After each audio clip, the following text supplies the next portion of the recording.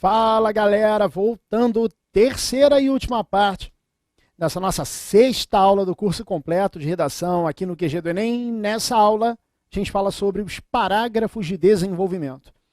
Na primeira parte da aula, cuidei basicamente da estrutura, da proporção e dos objetivos desses parágrafos. Segunda parte da aula, eu comecei a introduzir naturezas de argumentação. Falamos basicamente do chamado argumento por autoridade e da argumentação, na verdade, pelo uso do exemplo. Vimos que a gente tem que tomar muito cuidado com essas duas maneiras de trabalhar o desenvolvimento da redação, devido ao fato de, quando muito extensas, argumentações por autoridade e exemplificação gerarem um chamado parágrafo expositivo, que é tudo de que a gente tem que fugir para que essa redação seja realmente a redação argumentativa que as bancas querem. Nessa terceira e última parte da aula, a gente continua a ver essas naturezas, mas lembrando sempre, mostrando o modelo correto, mostrando o modelo em que pode ser considerado algum tipo de equívoco, ok? Seguindo. A terceira natureza de argumento que eu preciso te mostrar é a chamada argumentação por causa e efeito. Essa, a mais autoral de todas, é aquela construída com base no chamado raciocínio lógico. Você tem um motivo apresentado logo no primeiro período do parágrafo para aquela opinião que tinha sido dada lá na introdução, e desse motivo você tira uma implicação, um efeito, uma consequência, para daí mostrar o raciocínio completo ao avaliador que fez com que você tivesse o ponto de vista escolhido. Fecha lá. Ainda sobre o tema de 2017, desafios para a formação educacional de surdos no Brasil.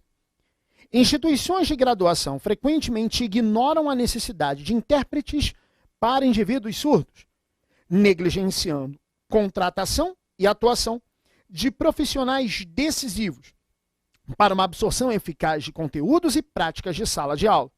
Então, repara, o primeiro período do parágrafo cuidou de dizer que falta principalmente sob o ponto de vista da formação profissional de alguns indivíduos, para que, em atividade, possam favorecer a formação acadêmica.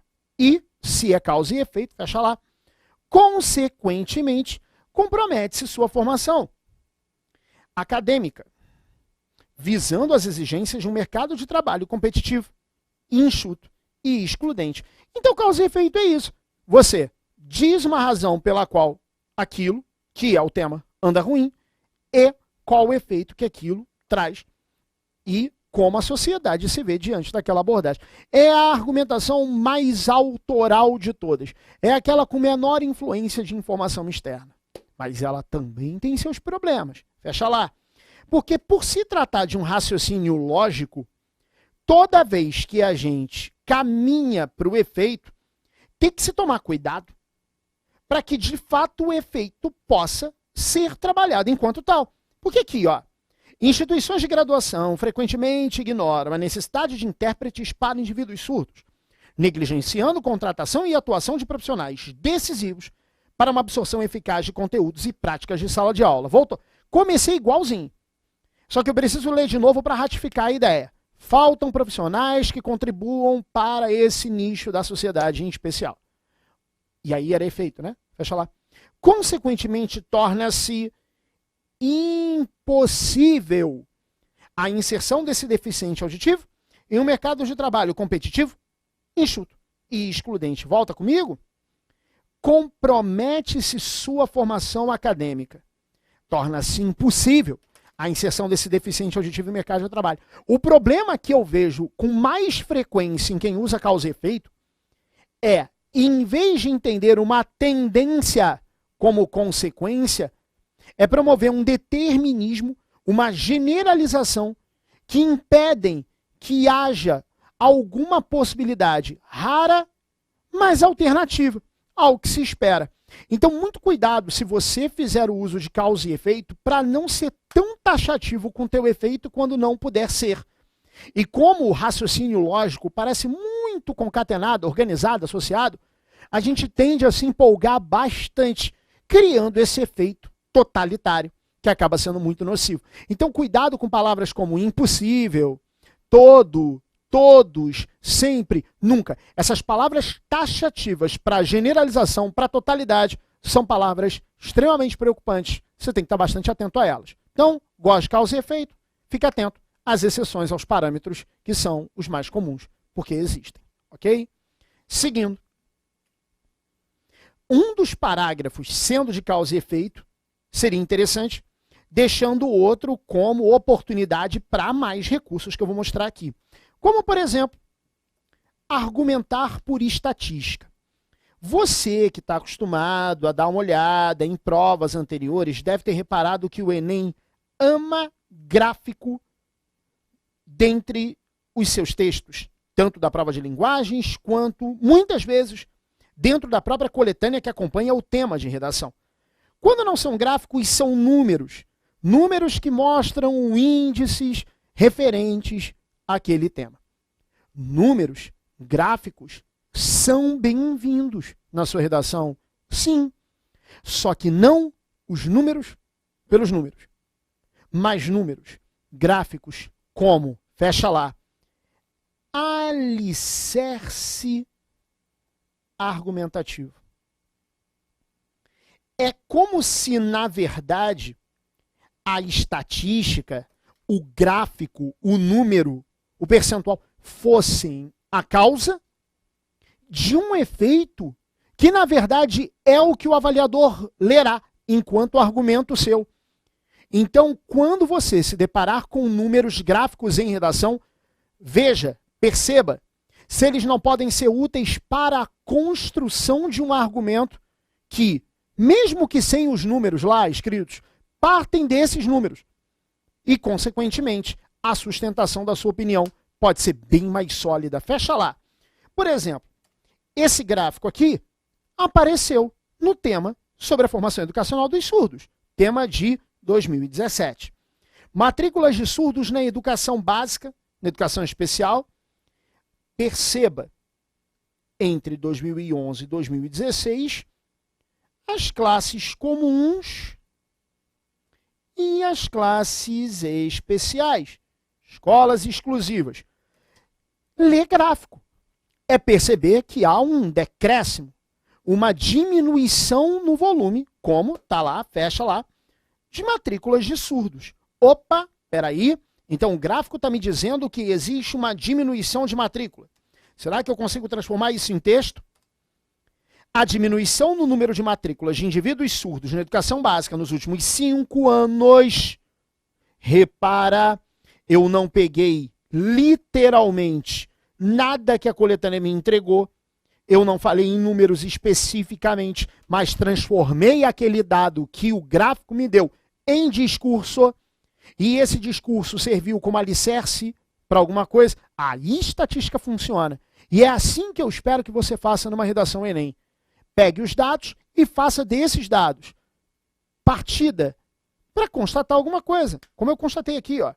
A diminuição no número de matrículas de indivíduos surdos na educação básica nos últimos 5 anos comprova inequivocamente, e aí você diz que não tem como se fazer uma outra leitura diante dos números que a própria coletânea te deu, a existência de estruturas escolares precárias no atendimento às demandas dessa fatia populacional específica. Opa, o que o número te diz? Está diminuindo o número de matrícula. O que isso diz?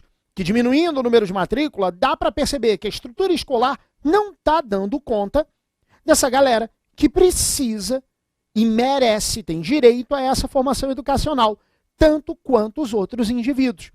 Repara, não é um número pelo número, mas é o que eu posso constatar dele. Fecha lá. Vendo-se sem suporte em material didático ou humano no desenvolvimento de suas atividades acadêmicas, cresce o desestímulo e, assim, aumenta a evasão das vagas em sala de aula. Então, eu peguei o número e dele constatei uma realidade. Vi que as matrículas diminuíram. Opa, se diminuiu a matrícula, diminui também a qualidade. Que, na verdade, essa diminuição acaba ocasionando a evasão dessas vagas. Isso é pegar dado e transformar dado em alicerce argumentativo. Repara, não é copiar dado, não dado pelo dado. É um raciocínio lógico. É como causa e efeito, só que partindo dos números. Tem como isso dar errado? Lógico que tem. Tem que tomar cuidado. Você viu o raciocínio lógico que eu criei? Menos gente na escola, porque falta infra para que essas famílias se sintam confortáveis, seguras, para exercer essa matrícula. Fecha lá. Mas pode ter acontecido um problema também. A diminuição no número de matrículas de indivíduos surdos na educação básica nos últimos 5 anos demorou, dado que a coletânea entregou, beleza, gráfico, ok. Comprova inequivocamente aqui, ó, a existência de famílias negligentes em seus processos de acompanhamento de filhos surdos em seu desenvolvimento intelectual e cognitivo. Pô, peraí.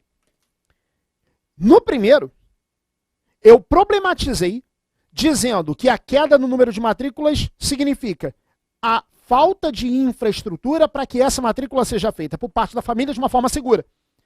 Esse texto entendeu uma coisa completamente diferente. Entendeu que a falta de matrícula nesse tipo de instituição de ensino se deve à negligência familiar, a não exercer o seu papel enquanto responsável da... Pô, concorda que é bem mais complicado de sustentar isso aqui? O número levou para uma constatação pessoal, ok, mas será que foi construída uma linha lógica de raciocínio? Fecha lá. Conformando-se com as condições limitadoras de seus filhos, pais irresponsáveis não veem possibilidade de reversão de situação e aumento da chance de inclusão social. Em outras palavras, não confia na instituição escolar, por isso não matricula. O que em alguns casos pode até ser, tá? Só que a ponto de eu chamar a família de negligente e dizer que os números mostram essa negligência, aí parece que é pegar situações mais isoladas e transformar num padrão. Falar mal da infraescolar me parece muito mais difundido, me parece algo muito mais comum do que pensar na negligência familiar.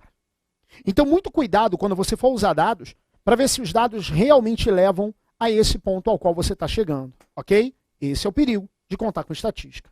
Fecha lá. Senso comum.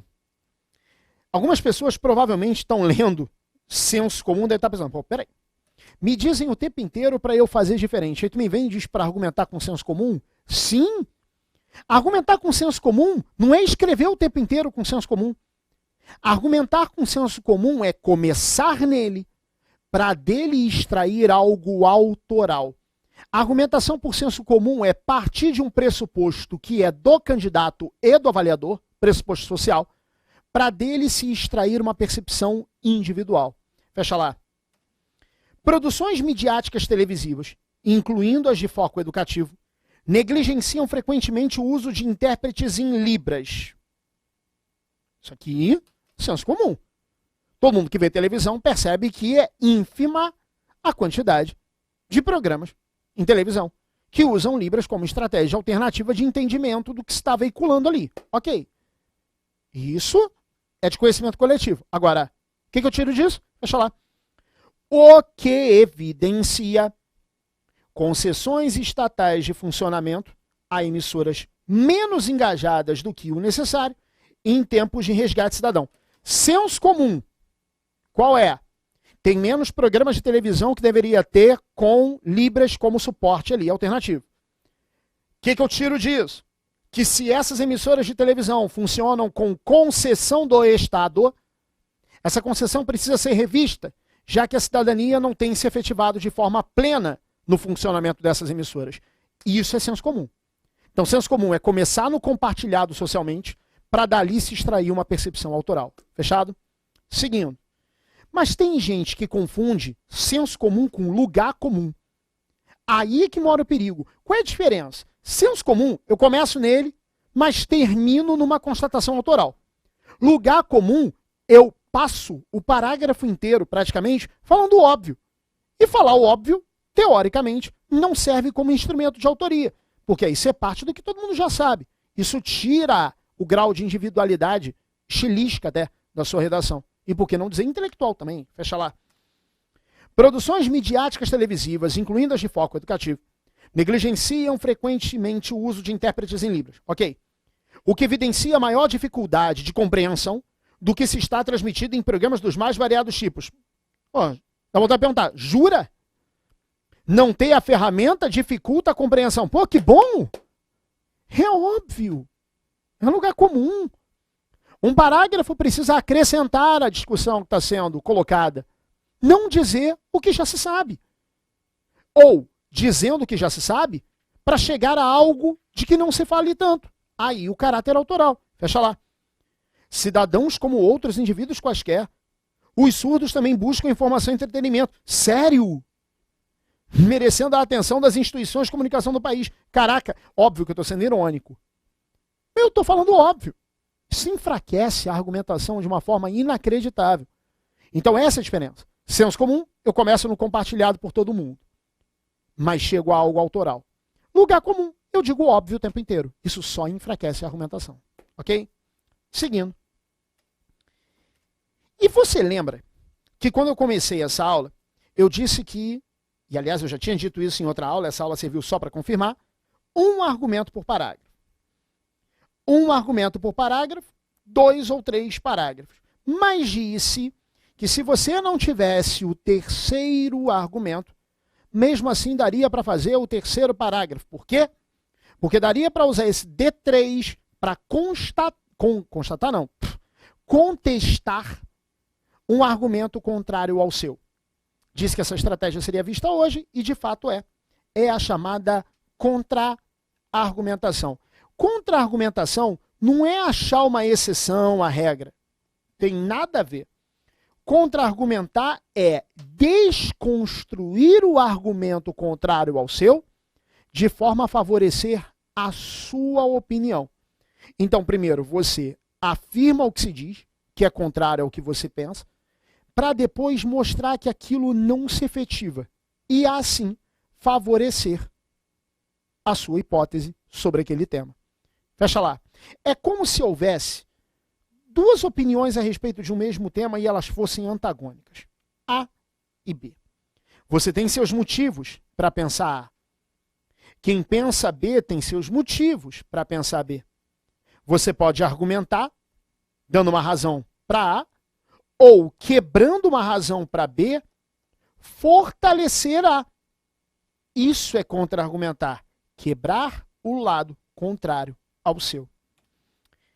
Embora se afirme a legislação brasileira como avançada em comparação a outros códigos mundiais no que se refere a assegurar direitos cidadãos, repara que eu comecei com uma concessiva e essa é uma boa maneira de começar a contra-argumentação.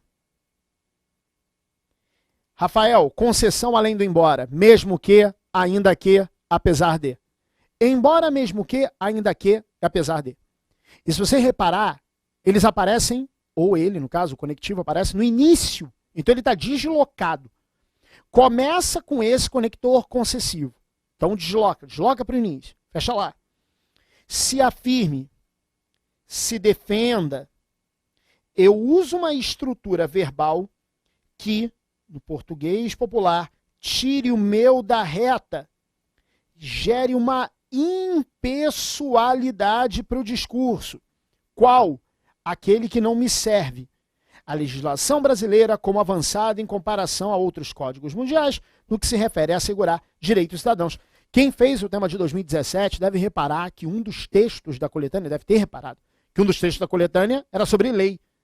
Muito bem escrita, muito bem redigida. Mas, fecha lá, como a educação. Então, o início, bacana, legislação maneira, muito bem redigida e tal.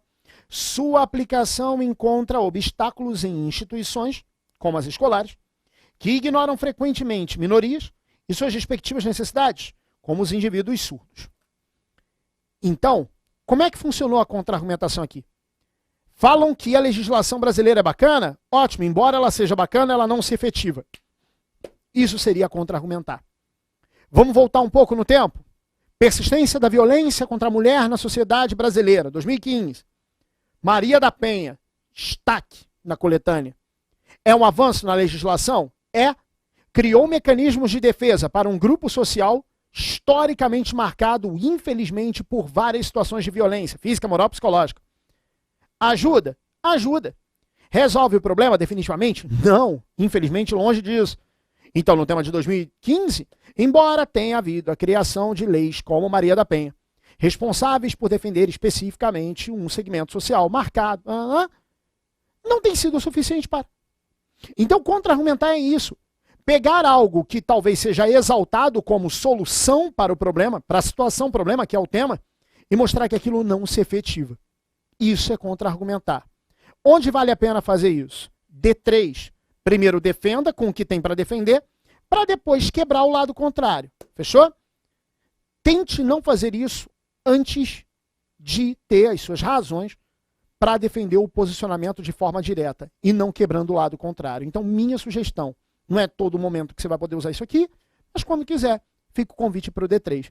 Mas tem como ele dar errado? Porra, tem muito. Cuidado, fecha lá. Embora se afirme a legislação brasileira como avançada em comparação a outros códigos mundiais, no que se refere a assegurar direitos de cidadãos como educação, igualzinho o outro. Muitas instituições escolares têm se atentado à necessidade de oportunizar conteúdo acessível a indivíduos surdos. Pô, peraí. Se muitas instituições escolares têm se atentado à necessidade, elas estão fazendo algo de positivo. A legislação brasileira sendo avançada, também é. Então, peraí. A legislação é boa e as instituições escolares se atentando à situação em questão também estão fazendo certo. Ué, mas Rafael, não está casando? Sim. Só que o conectivo não, né? Fecha lá. Qual foi o conectivo que eu usei? Embora. Conectivo embora dando ideia de quê? Oposição. Então, se você fizer contra-argumentação, e dependendo do tema, eu acho que fica muito bacana, toma cuidado para que não haja nenhuma contradição, que foi o que talvez sem querer o candidato tenha promovido aqui.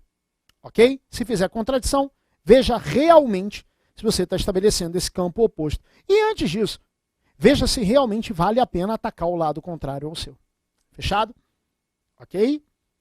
Então, a gente fecha essa aula de desenvolvimento e a gente ainda segue no nosso curso completo com outros itens que são tão importantes quanto a própria conclusão, que é a parte que a gente cuida, não necessariamente na sequência das aulas, mas que a gente cuida um pouquinho mais para frente, porque não dá para entrar em conclusão sem ainda ver um pouquinho mais sobre o que ajuda ao seu desenvolvimento ser o mais saudável possível. O coração da redação pulsando firme em busca do seu 1000 tão merecido. Fechado? A gente continua. Teu 1000 cada vez mais perto. Um abraço e até a próxima.